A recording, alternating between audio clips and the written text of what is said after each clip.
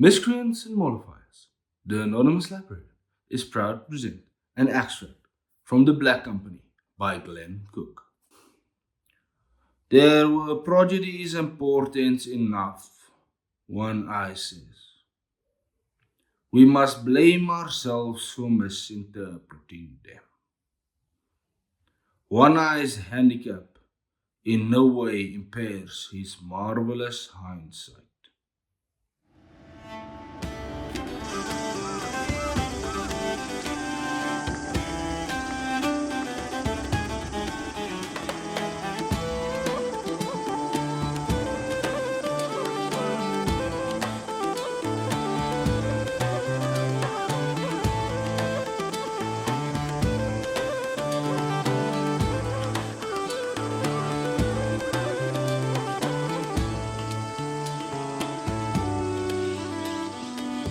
Ladies and gentlemen, miscreants, mollifiers, varlets, I am the Anonymous Library.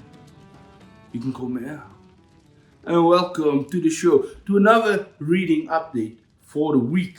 Oh, and the month of August, it's going somewhere, I'm sure. Does that make sense? Fine, listen. Let me just go through what I read this week. Now, let's not argue about what time of the month it is. And let's start, as always, with the comics and manga.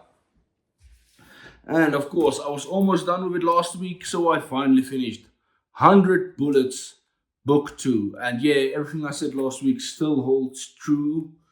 I will say this definitely leveled up from Book 1 for me. Really enjoyed it. Anything more you want to know, just go check what I said last week. But yeah, and that noir story I was in the middle of, real good, real great, and made everything just a little bit more confusing. Instead of giving us answers, it made it more confusing, which, yay, awesome. Love it. I guess I love that. And then after that, I picked up and started One Piece Volume 7, which I will be finishing today. So by the time you see this, I would have already finished it. Volume 7 is the one with Sanjay on the front. And Sanjay, yeah, I am really enjoying this volume. You get a lot of Sanjay and Chef Zeph, who used to be Pirate Zeph's backstory, which is awesome and explains a lot of the things that the ways they acted in the previous volumes. Yeah, there's still a lot of overreacting from some of the characters of the pirate crews and the extra chefs, like overreacting to everything that happens. But it's not as bad as it was in some of the previous volumes, and Sanjay is awesome enough that I can ignore that. Also, there's some weird ass, what is this guy's name even? Invincible Pearl. It's just such a wacky, weird character, like that's also dangerous and violent, and just absolutely insane in his own right. Quite entertaining to watch him. And Don Krieger for me was in the previous volumes a little bit of a boring character, a boring villain compared to some of the guys good. I feel he's coming more into his own and becoming more interesting in this. And Luffy is still like in just being the funniest. Like, I don't even believe what he just says everything as he feels it, no filter. And people are, why are you saying that? Are you insane? Really, I'm enjoying this. But it really is the Sanjay and Zeph show that really got me going. And as always, just a lot of fun.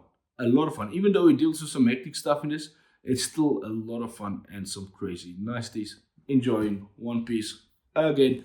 Is this my favorite volume so far? I think maybe since volume 1, it might be my favorite volume so far.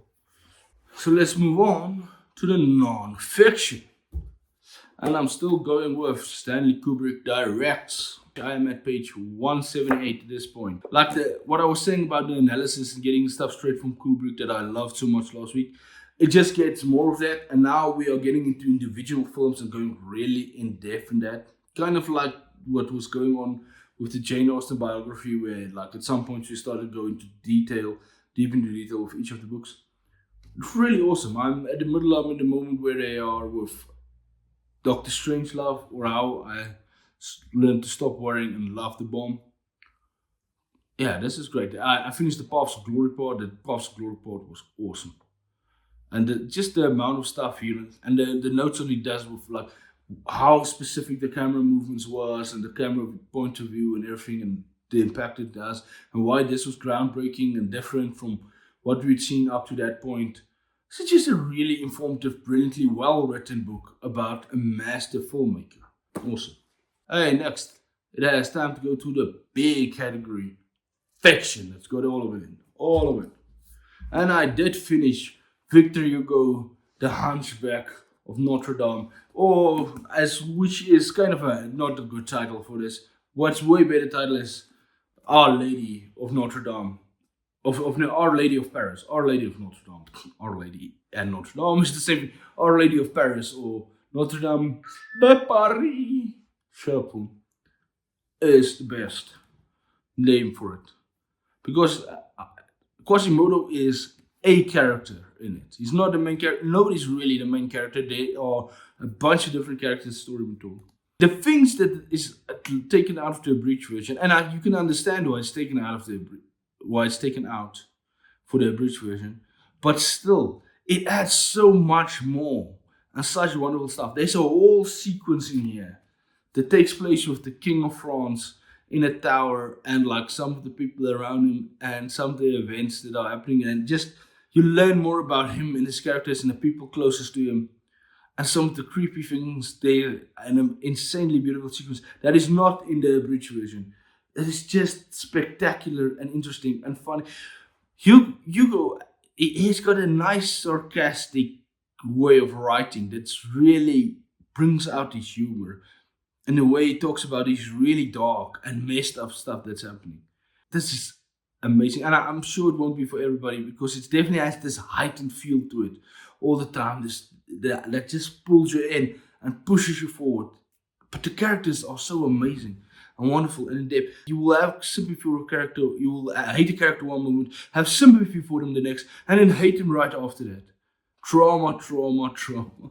And just the scale of the last, like the assault on Notre Dame itself and stuff like, it's amazing. Victor Hugo is a master, and I can't wait to read Les Miserables, see because that's apparently his best work.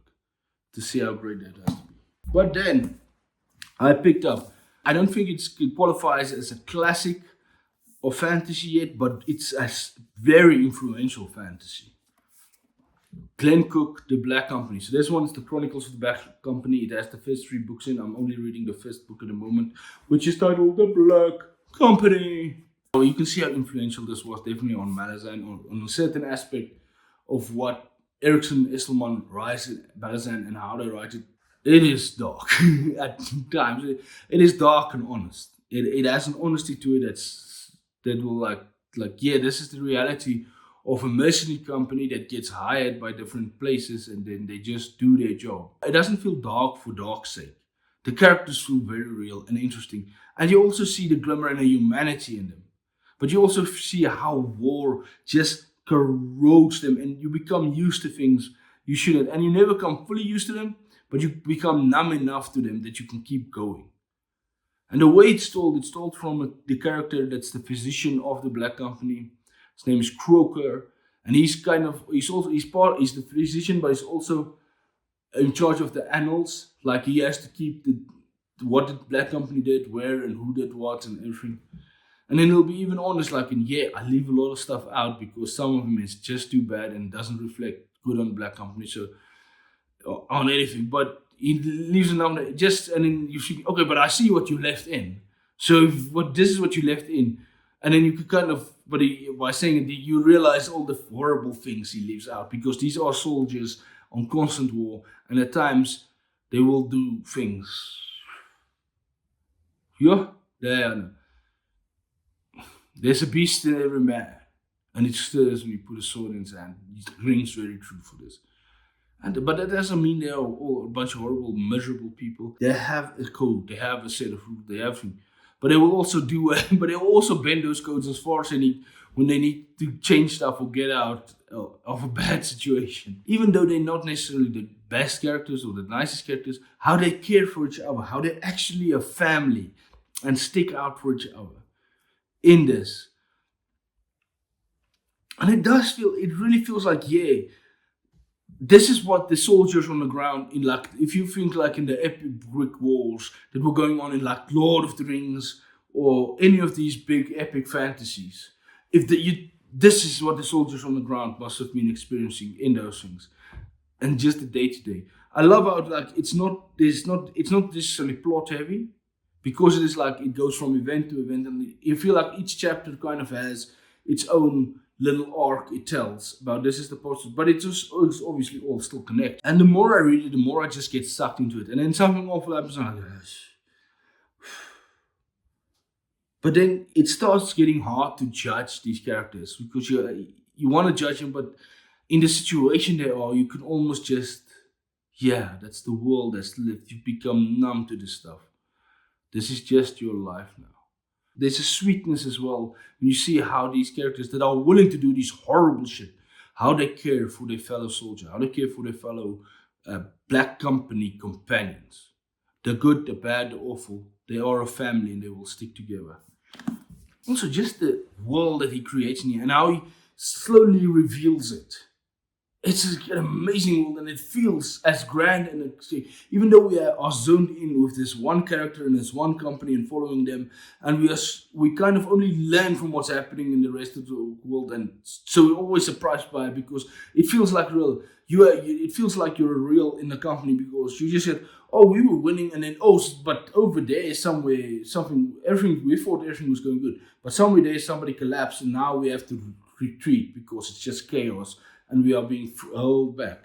Erickson has a quote at the back here, like in the insanity of it all and the madness in this world they don't really know yet fully, and they're kind of ingratiating themselves because they're hired by this empire to do this stuff. Find themselves political pawns, even to like everything doesn't make sense, and they find like, yeah, we are not on the good side, but then the people they are fighting, which allege that they are the good people, and they are fighting for just do such awful stuff that you're like, yeah, you seem like hypocrites. So you don't feel so bad that we are fighting for people that are clearly not the heroes. I'm at page 130 of 207 pages for this one. I might finish it today, but I'll finish it soon in the week. This book definitely deserves the reputation it has.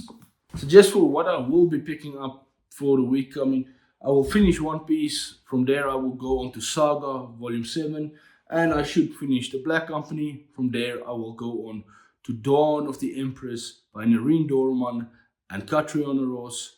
That is the second book in the Winter Mage trilogy. Boom, boom, boom. But that's it. I don't have anything more to say. I am the Anonymous Librarian. You can call me Al. You don't have to call me at all. But you can leave a comment, like, subscribe. What have you been reading? What have you been up to? Have you read The Black Company? What is your thoughts on Black Company? I would love to know that. Also, Hunchback of Notre Dame, have you read it? Am I the greatest booktuber of all time? Am I the greatest human being of all time? You could add that as well. So that's why you need to like. That's why you need to subscribe. That's why you need to put on a notification bell so you can watch all of my videos as they come out immediately. When you see the notification go on, you stop whatever it is you're doing. Even if it's like open heart surgery, you stop that just so that guy up quickly, you can finish it later. Watch my video first. That's how important this is. That's the significance of this. And I don't want you to argue with me. And this is why you have to share it with the whole world.